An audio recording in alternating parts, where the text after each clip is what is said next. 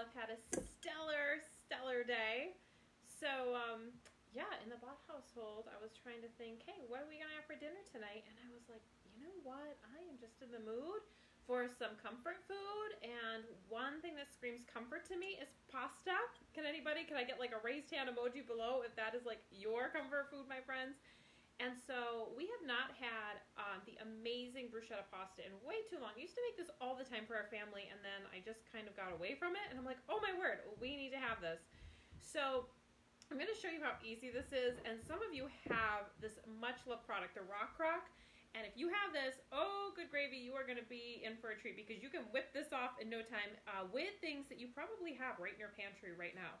So, my friends, this is our Dutch oven Rock Crock. It is 4 quarts. This is my favorite out of our whole Rock Crock collection. Hey, Michelle. Hey, Karen. Karen, it's been like way too long since I've seen your face, lady.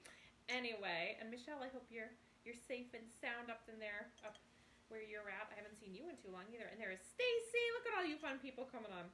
So, love our Rock Crocks. But like I said, the Dutch oven is my top favorite. I love the size of it. I love that I can do everything from a whole chicken or a ham, a roast, or I can do more of these pasta dishes. I can do my lava cakes in here. I can do so many things. Meatballs. I mean, you name it.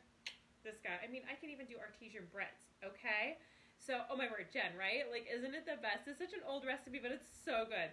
So, my friends, here's what I've done so far. Is I've just taken a box of spaghetti and I break it in half. I'm curious, does anybody else do that? I find it's like so much easier to eat, especially if you have littles in your house. It's easier for them to manage. So I just broke that up. I looked in my cupboard and I looked in my freezer and completely out of chicken broth. Mom and I usually will like make our own and freeze it in quart Ziploc bags. Yep, I'm out. So I guess I need to be making some in our quick cooker. So I just dropped in a few bouillon cubes in here, and I'll put, when I have the liquid, then I'll just have like my nice little chicken broth. Hey, Stacy. So that's what's in the pot right now. That's it. Okay. So we just have the pasta, and like I said, I didn't have any broth on hand, so I just threw in some bouillon cubes. Okay. So now what we're gonna do is we're gonna grab a can of diced tomatoes. Now, guys, you could do fresh tomatoes, totally fine. Okay. But I do like for this one, I'm gonna do the diced tomatoes, and I'm not gonna drain it. You could do stewed tomatoes as well, or plum tomatoes. You're just gonna want to chop those down. So what we're gonna do, we're gonna open our can. Pop. Now I get this one has the tabby on top, so I could do that, but not here because when you do that with the tabbies, those lids are like so ridiculously sharp, and I've got a certain little boy in my household who likes to explore things. Yeah, he might have been rooting through the garbage. No joke. No joke. So I'm like, yeah, we need to keep things safe. So we're just going to use our nice little smooth edge can opener to open up this guy. And you can even use it on the tabby cans. And guys, look at how easy that is. And make sure, if you didn't see my video from yesterday, or that would have been the video on, what recipe was that? What did I even make? Is that not sad that I can't even remember? But I show how to use the smooth edge can opener. I'll show you again real quick just so y'all see. There is the wheel, the 2 wheels here. This wheel actually has the magnet on it. So when you go to fit it on, you'll actually feel like a little pull because that's the magnet when you pull its way to the can. And when you start turning, it actually will fit itself to the can. So there's no guesswork, guys. Some of you have been with Pampered Chef for many years, like me. Oh, the donuts. Thank you, Stacy. Is that sad when I can't even remember, like, what did I make? You know why I don't remember that I made donuts yesterday? Because we have 2 left. Out of all those donuts I made, there's 2 left.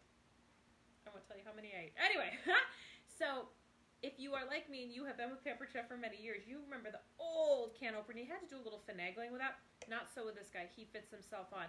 Once you go all the way around and you feel that give, that he's ready to come off, you just turn it then backwards. And then there's the little button here and the little beak. And then you just put the beak on the side, hold the button down, and then you can just peel him right off. Okay? So we're just going to get rid of that. And we're going to just dump this entire can right over top of that pasta, okay? And again, guys, it's your discretion. If you have different dietary concerns, you need low sodium or whatever, totally cool. I love the ones that come with the little add-ins like the oregano, the garlic, blah, blah, blah. And speaking of garlic, you can never have too much. So the recipe, I think, calls for 2 cloves. I think.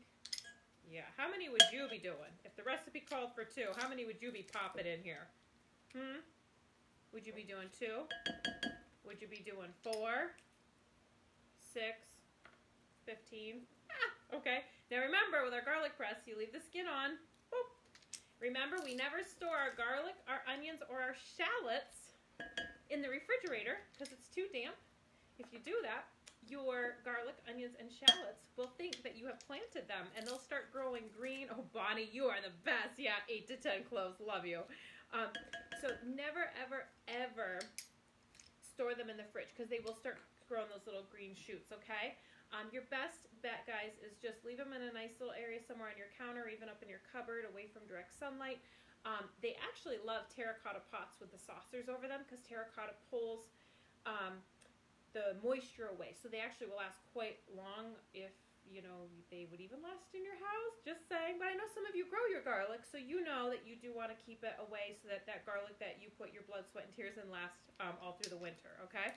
Now remember, too, when you get your garlic press, the little Barbie brush is hidden inside here. That's where he hangs out, okay? So you can like get a nice little brushy brush going on, but then you're going to take this, you're going to wipe that garlic meat right off of there. And this is why this is so much better than mincing your garlic on a cutting board. Remember, guys, when you mince, okay, you are leaving so much of that amazingly healthy garlic oil down in on your cutting board. And we want to eat it, right? By using a garlic press, you're getting everything, okay?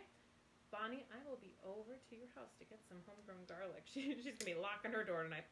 And then when you have the little skin in here, okay, we're going to pick this out. Set that over my little trash pile there, and look at that. It's all cleaned out. But, like, let's just say, he doesn't want to come off my little garlic in here. There we go. Let's just say there's some, you know, pieces of garlic in there. That's where the little bristles come in. What you can do is just put them right up in there, and that would clean that all out for you. So you don't have to use your toothbrush anymore, guys. Isn't that great? Hooray! So, again, we have our diced tomatoes in the juice. We've got our pasta. We've got our garlic hanging out in there. Okay, and now we're going to add our liquid. And, guys, when you're dealing with the rock crocks, remember the rock crocks can go on any heat surface, which is why I love them. So I can throw them on top of my stove. I can throw them in my oven, under my broiler, in my microwave, out on my grill, or fire pit. They literally go anywhere, okay? So think about it. I could brown a really nice roast on top of the stovetop, move it into my oven to finish off, right? Or maybe my casserole is almost done. I want to put a nice layer of cheese and get it all golden, and I can then put it under the broiler. You have these, you know, different things that you can do with it. But where it really shines, okay, is in the microwave. And that's where we're going to cook this. I could put this on top of the stovetop, but then you kind of have to babysit it. When you do it this way, and guys, I'm going to let you see if I can get this. Here. See how the pasta is just covered? It's not swimming in the broth and the juice, right? When your pasta is just covered, we are now going to put this up here in the microwave for 12 minutes. What's going to happen, pasta is going to absorb all that wonderful juice. It's going to cook perfectly, and I don't have to drain anything.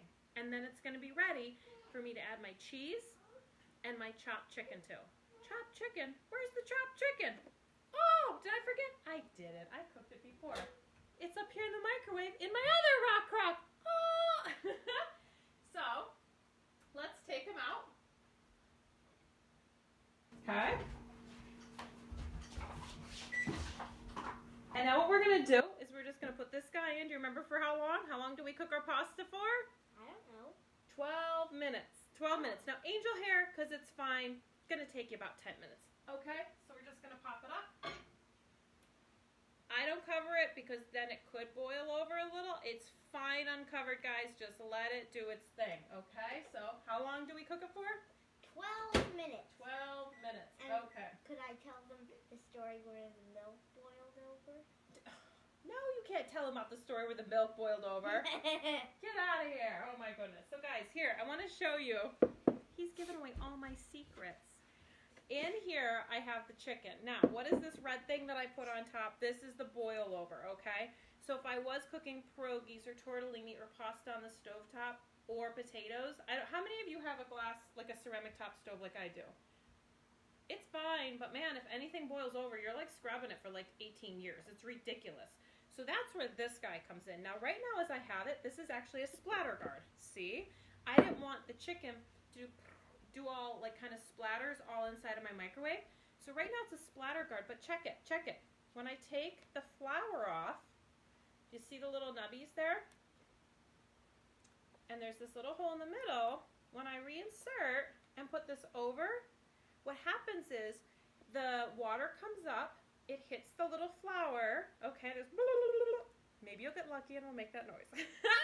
Okay, you'll see some of the water will come up in here. It won't go past the flour, the outer flour, okay, and then you're not cleaning up a whole mess. This guy gets overlooked so much in our product line, but it is such a must-have because think about it. You can take this off, flip it over, like when you're doing your Taco Tuesday or you're doing marinara sauce and you don't have all those splatters everywhere. And it's because it's silicone, you could totally use it in your microwave, okay? Love this. So now guys, let me show you the chicken. And this is the other beautiful thing with these Rock Crocs. We can do pasta in the microwave in 12 minutes. We can do meat in the microwave 7 minutes per pound. Now I know y'all are thinking, ew, it's gonna look horrible, it's gonna look disgusting. Let's just take a gander at this, okay? And it's probably rubbery too, right? So I'm going to be using my salad choppers to cut this up. And I'm probably going to burn my fingers because it was just done just a little bit ago. But look at how beautiful. Look at how beautiful. It has all the seasoning on here. It is not tough and rubbery. It is really hot though because I just cooked it, okay? But check it. Mama.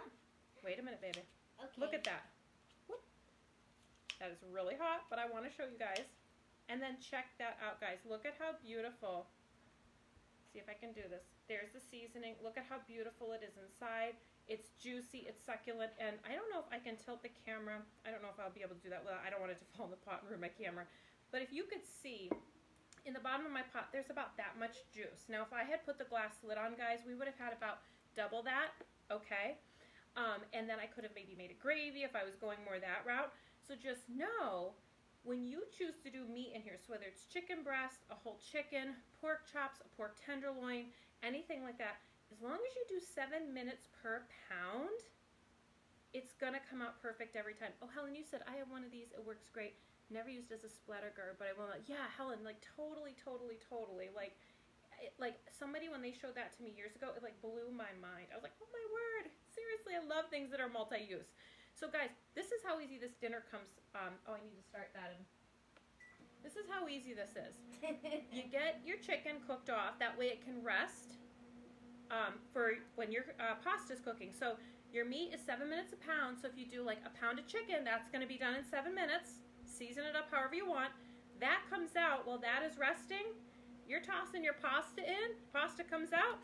You're going to take your salad choppers and you're just going to chop, choppy chop. Just see how easy that is? And I cook some extra chicken here because I'm thinking I'm going to want, ooh, it's hot. I'm thinking I'm going to want maybe some on a salad tomorrow. But I mean, look at how easy that is. I mean, why buy Tyson chicken strips when I can like, you know, make it and it's totally the taste I want. I can whip it right off of my little salad choppers. And I will tell you guys, like, if I wanted to do more like a chopped chicken, maybe I want to make chicken salad or something, or a shredded chicken, instead of using them this way, I would just turn them this way, put my fingers through, not around, through, and I would go and I would just go to town. So guys, this is my bruschetta pasta with my chicken. It is so easy. It uses pretty much everything you have on hand. If you are doing, you know, more of a meatless Friday or a meatless Monday, or you're not a chicken fan, you can totally swap it up. I've thrown spinach in this dish. I have thrown cannellini beans. I've done it with shrimp. I mean, if you want to make it a little more decadent, you can add like a titch of heavy whipping cream and some crumbled bacon, and of course we will definitely have some nice shredded Parmesan cheese on top. So I hope this gave you some inspiration for your weeknight cooking. This is so easy. This is how I cook for my family. We are not gourmet by any means, but we do like delicious food and we like it to be easy. So hopefully I gave you some tips. Thank you for watching. Love y'all.